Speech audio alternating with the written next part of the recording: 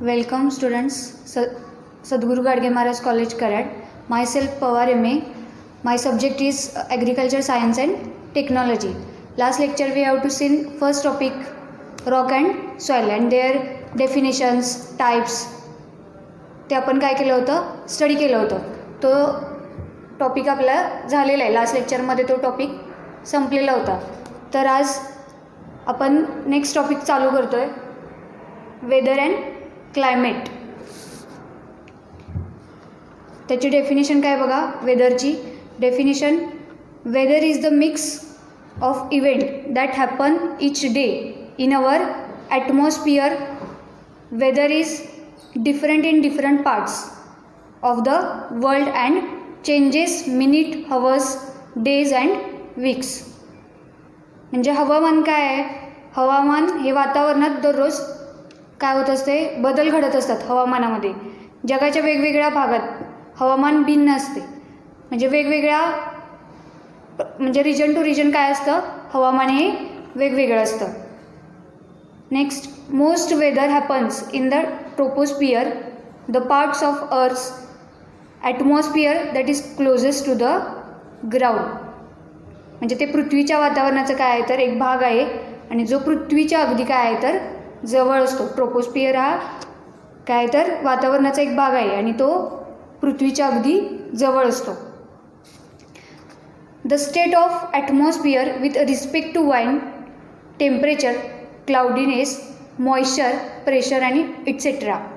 म्हणजे हवामान काय आहे, हवामानामध्ये काय वारा, तापमान, ढगाळपणा, ओलावा, दबाव, इट्सेट्रा संदर्भात काय असते तर वातावरणाची स्थिती असते. Weather is the condition of atmosphere at a particular place over a short period of time. Weather portions to smaller area like village, city or even district and smaller duration of time. Part of a day, example rainy day, hot day or cloudy weather, etc. It always differs from time to time. म्हणजे हवामान कसं आहे तर जसं गाव, शहर किंवा अगदी जिल्हा आणि दिवसाचा लहान कालावधी. उदाहरणार्थ पावसाळी दिवस, गरम दिवस किंवा ढगाळ हवामान इत्यादी वेळोवेळी काय असतात तर हे नेहमीच भिन्न राहतात. म्हणजे वेगवेगळे राहतात. एका दिवशी जे वेदर असेल ते दुसऱ्या दिवशी नसतं. तर त्या वेदरमध्ये काय असतं, हवामानामध्ये काय असतं तर बदल घडत असतात. नेक्स्ट आहे क्लायमेट. वेदर आपण बघितलं. नेक्स्ट आहे climate. Climate, the climate normal weather condition of particular. म्हणजे काय असतं, विशिष्ट प्रदेशाचे हवामान जे असते तर त्याला काय म्हटलं जातं, क्लायमेट म्हटलं जातं. Climate is the long term average of weather typically averaged over a period of 30 years. Some of the meteorological variables that are commonly measured temperature, humidity, atmospheric pressure, wind and precipitation. म्हणजे हवामानाची काय असते तर दीर्घ कालावधीची सरासरी असते. म्हणजे शक्यतो 30 yearsची काय असते, त्याची 30 वर्षाच्या कालावधी असते. हवामानातील काही बदल जे असतात ते काय असतात तर सामान्यपणे मोजले जातात. ते म्हणजे तापमान, आर्द्रता, वातावरणीय दबाव, वारा आणि वर्षाव हे काय केलं जातं, मोजलं जातं. Climate is the weather condition related to longer periods like months, season or year and described by normal average. Example cold season, tropical, subtropical regions. Climate it is more or less stable and differs from region to region. म्हणजे काय होतं, region to region काय होतं, प्रदेश ते प्रदेश हवामान काय होतं त्याच्यामध्ये बदल घडत असतात. नेक्स्ट आहे ॲटमॉस्फियर.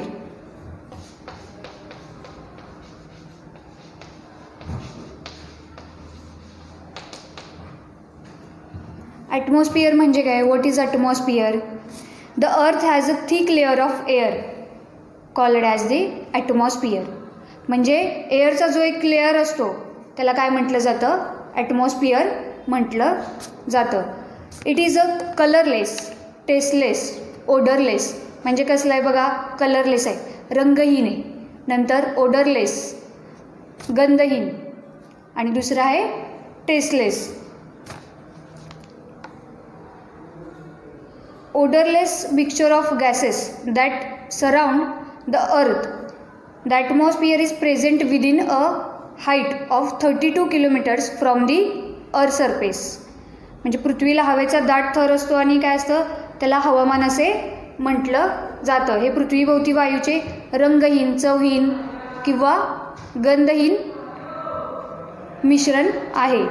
ते पृथ्वीच्या पृष्ठभागापासून 32 किलो उंचीच्या आत वातावरण काय असतं तर अस्तित्वात आहे किंवा असतं.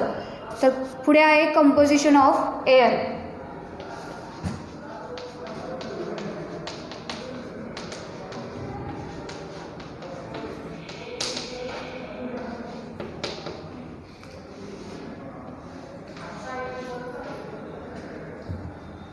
हवेची रचना म्हणजे आता कंपोजिशन ऑफ एअरमध्ये काय येतं बघा? According to NASA the gases in earth's atmosphere include.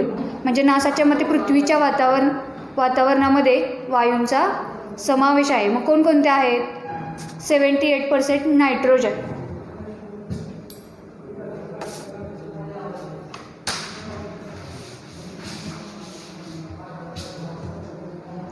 त्यामध्ये काय आहे तर 78% नायट्रोजन. नेक्स्ट आहे 21% ऑक्सिजन,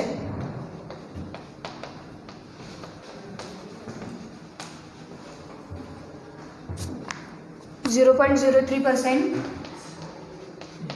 कार्बन डायऑक्साइड,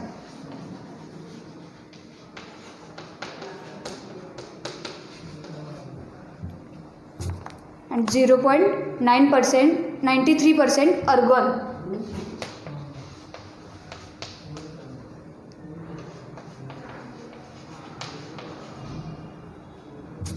तर हे काय कंपोजिशन ऑफ एअर.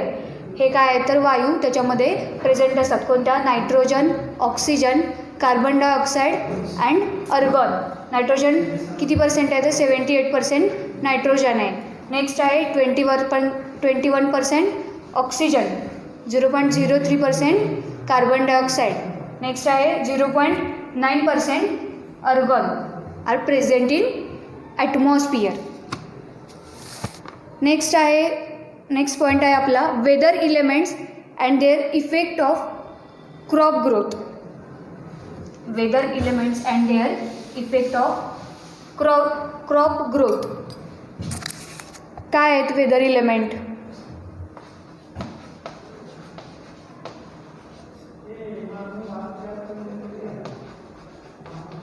हवामानाचे घटक कोणकोणते आहेत बघा?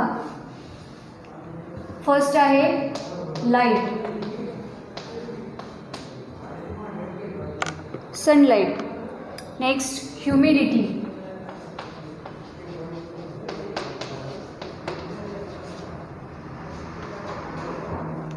नेक्स्ट आहे humidity. Next fog, due,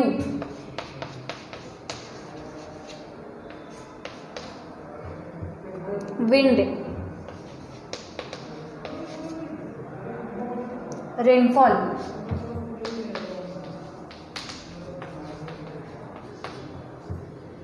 and Frost.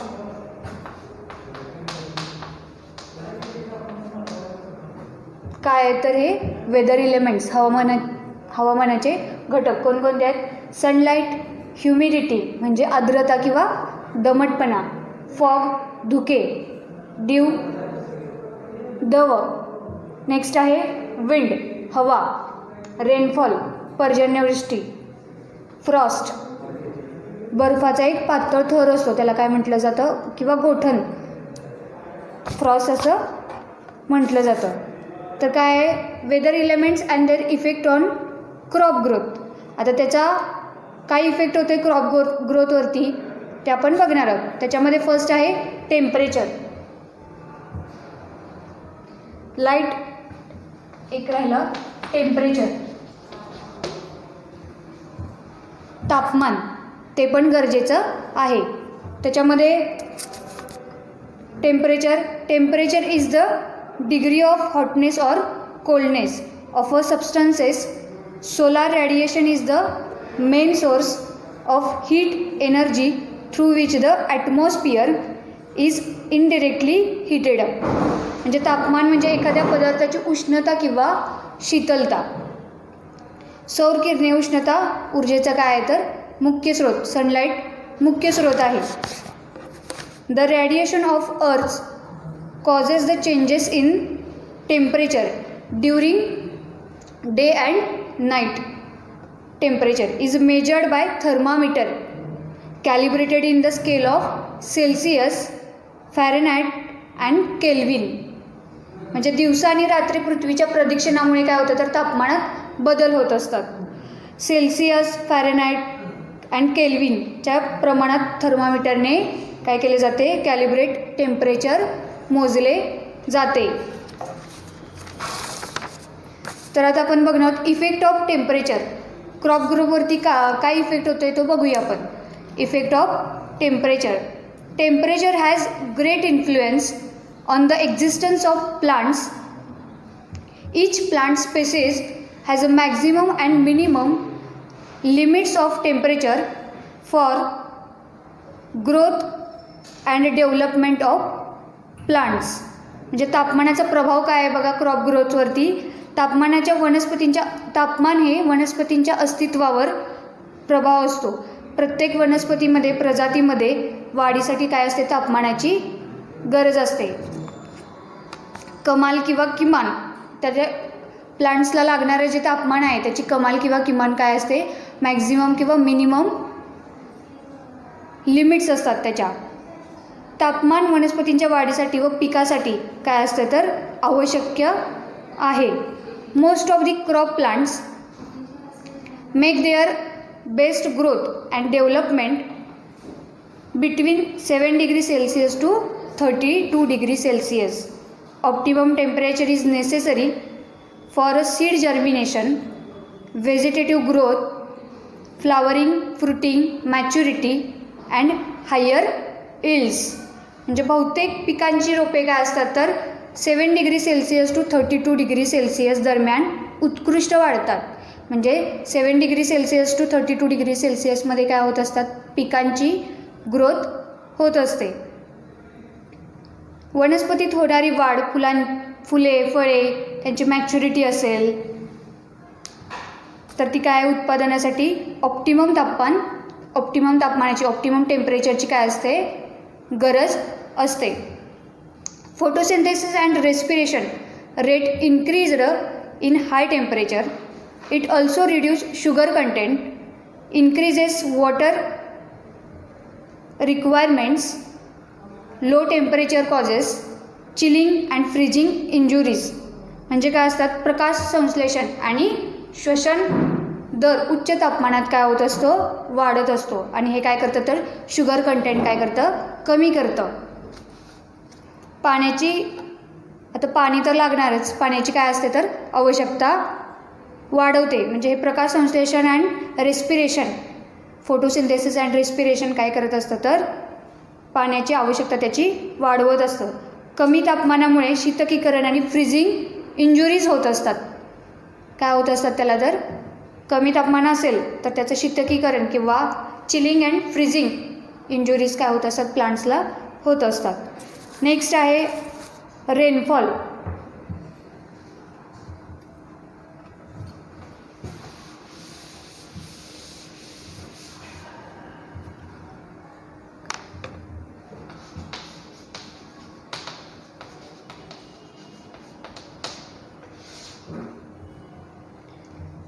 Rainfall is precipitation in the form of liquid drops layer than 0.5 mm in diameter falling on earth. Ordinary raindrops varies from 0.5 mm to 4 mm in diameter. म्हणजे पर्जन्यवृष्टी, rainfall means पर्जन्य वृष्टी. पृथ्वीवर पडणाऱ्या द्रव्य थेंब हा 0.5 mm पेक्षाही मोठा असतो. जर सामान्यपणे पावसाचा थेंब हा सामान्यपणे काय असतात, पावसाचे थेंब जे असतात ते एकसारखे नसतात, तर ते काय असतात, वेगवेगळे असतात. जे पृथ्वीवर पडतात पावसाचे थेंब तर ते काय असतात, वेगवेगळे असतात. आणि ते 0.5 to 4 mm इन डायमीटरमध्ये असतात. त्याचा इफेक्ट बघूया. Effect of rainfall. काय परिणाम होत असेल क्रॉप ग्रोथवरती. Rainfall as beneficial as well as harmful effect on crop growth. म्हणजे परिणामी काय होतं, बेनिफिशियल इफेक्ट्स पण असतात आणि हार्मफुल इफेक्ट पण असतात. It is the main source of water for plant growth. Water performs number of whittle functions in crop growth. म्हणजे काय, मेन सोर्स आहे वॉटर. काय आहे तर मेन सोर्स आहे कशाचा, क्रॉप ग्रोथसाठी हा मेन सोर्स आहे. Quantity of rainfall is not only temperature but it is even distribution. increases crop yield. Rainfall pattern determines cropping system. It reduces salt contents, pH and nutrients. Availability. Heavy and excess rain results in flood and waterlogged condition in the field. म्हणजे मोठ्या प्रमाणात पाऊस जर झाला तर पिकांची वाढ ही महत्त्वपूर्ण कशाची असते, पावसाच्या पाण्यावरती काय असते, अवलंबून असते. नाहीतर त्याचे वितरण देखील हे पिकांचे उत्पादन काय करते, वाढवत असते. म्हणजे रेनफॉल पॅटर्न जो असतो ते काय करत असते, पीक प्रणाली जी असते काय करते, निश्चित करत असते. हे मीठ किंवा कमी करणे किंवा pH आणि पोषक उपलब्धता काय करत असते तर राखत असते. Flood causes a soil erosion and damage to the crop on river banks. Water logging affects soil aeration and root functions. Heavy rain affect pollination and fertilisation. म्हणजे जास्त मुसळधार पाऊस जर झाला तर त्याचा कशावरती इफेक्ट होतो आहे तर त्याच्या पॉलिनेशनवरती आणि फर्टिलायझेशनवरती. पॉलिनेशन मीन्स परागकण जे असतात सुरुवातीचे प्लांट्स ग्रोथ झाल्यानंतर त्याच्यावरती काय होते, मुसळधार पाऊस पडल्यामुळे त्याच्यावरती इफेक्ट होत असतो. म्हणजे मुसळधार पाऊस पडला तर काय होते, पूर परिस्थिती काय होत असते, निर्माण होत असते. Long dry spell affect growth and yield of the crop. Heavy and continuous rain during harvesting period result in prolonged harvesting time. There may be mouldy grain formation on ear head which reduce quantity of entire produce. म्हणजे लांब कोरडे जादू पिकाच्या वाढीवर आणि उत्पादनावर काय करत असतात तर परिणाम करत असतात. कापणीच्या वेळेस मुसळधार व सतत पाऊस पडण्यास सुरुवात होते, त्यामुळे इयरहेड ओलसर धान्य तयार होऊ शकते. म्हणजे काय होते, जास्त पाऊस पडल्यामुळे जे धान्य तयार होणार आहे ते काय होत असतं तर ओलसर तयार होतं, जे संपूर्ण उत्पादनाची काय करतं तर गुणवत्ता कमी करत असतं. नेक्स्ट आहे आपला सनलाईट.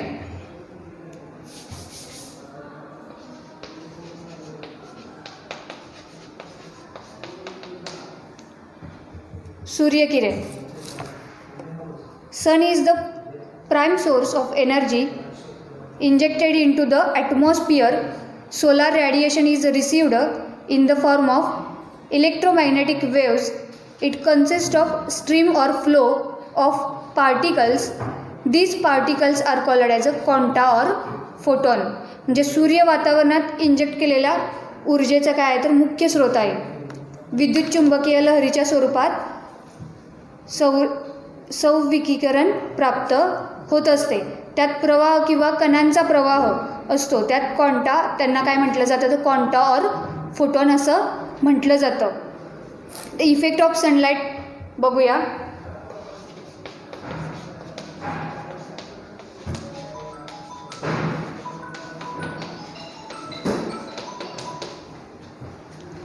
काय इफेक्ट, काय परिणाम होत असेल सनलाईटचा, तर growth of crop is favoured by sufficient sunlight and related by back of sunlight, quantity, duration and intensity or solar radiation influences plant development and plant processes.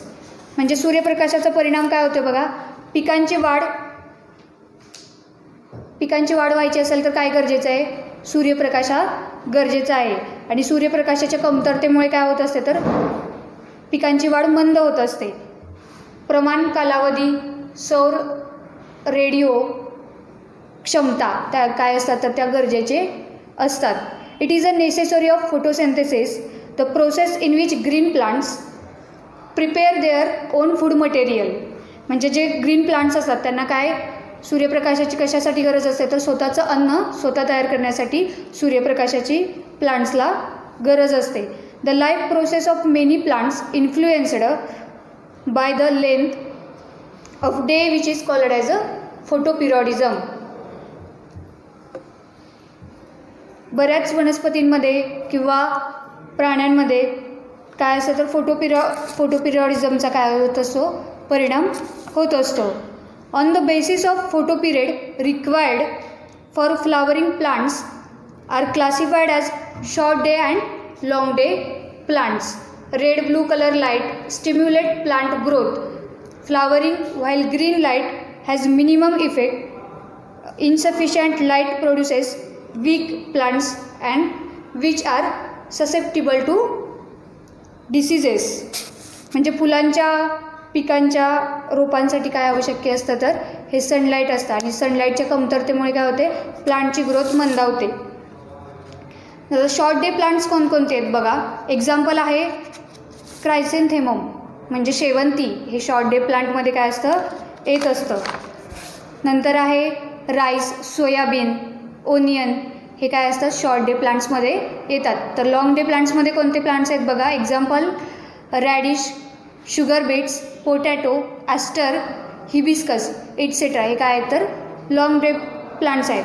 आता फोटोपिरियडिझम मीन्स काय आहे, photoperiodism is the physiological reaction of organism to the length of night or dark period. It occurs in plants and animals. Photoperiodism ही जीवांची रात्री किंवा गडद कालावधीमध्ये काय होत असते पर्यंत होणारी शारीरिक क्रिया आहे. ही वनस्पती आणि प्राण्यांमध्ये काय होत असते तर आढळत असते. तर आपला हा टॉपिक चालू केलेला आहे वेदर अँड क्लायमेट. नेक्स्ट आपण राहिलेले जे वेदर इलेमेंट्स आहेत ते स्टडी करणार आहोत. थँक्यू.